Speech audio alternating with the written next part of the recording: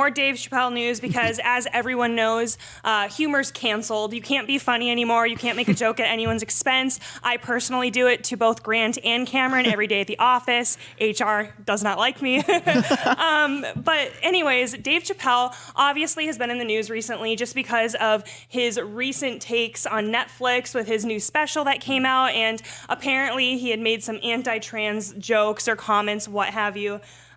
So he kind of effectively got canceled. Netflix staged this walkout, kind of just showing that they care, and oh my gosh, this is so bad. We can't have any jokes about this.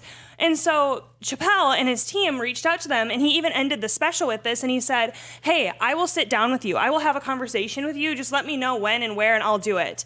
Well, apparently, some people have reached out to him, but it's none of the employees at Netflix. The actual organizer of the walkout doesn't even work at Netflix. She's a workshop conductor, so she goes in and talks about herself all day, apparently, because this person's trans. So her name's Ashley Marie Preston, and she was actually the first openly trans person to run in California, so she has that under her belt. But I just think it's funny that the media is reporting this as, oh my gosh, Netflix takes a stand for trans people, Netflix did this, and then none of these Netflix people actually organized the march themselves, number one.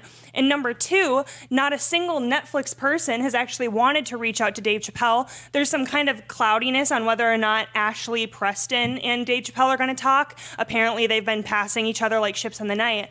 But my first real question is, why is there no one at Netflix who is actually protesting? Like, do you think it becomes one of those situations where it's like everyone else is doing it, so I'm gonna hop on the train?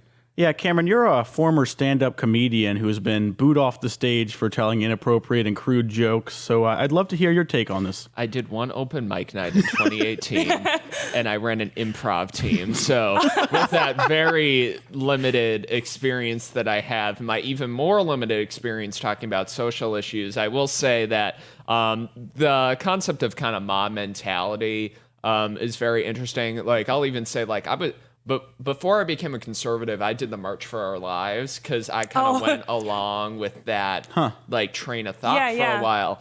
And I'll say, I bet there are a lot of people at Netflix that are upset about this, but I have a feeling that no one, I'm sure there are a few people that feel motivated that I'm going to take a stand, I'm going to walk out, I'm going to do all this stuff. But I will say, though, the fact that there was such hesitancy to like have a conversation with people about, oh, if you find this offensive, I'm just going to be outraged. I'm going to walk out. I'm going to do all these other weird things that aren't actually going to do anything. And the fact that I believe Dave Chappelle has offered to like talk with these people is so important because it shows that, you know, he was probably not malintentioned with his humor. So I think the discussion about all of this is really important to kind of discover whether or not like what's considered offensive and what's not now. But I definitely think the most important thing is having conversations to start off with. And I think what really bothers me a lot is the idea of, oh, I'm going to passively taking a stand, where people think that if I'm outraged about something, that somehow gives me some sort of like moral clarity.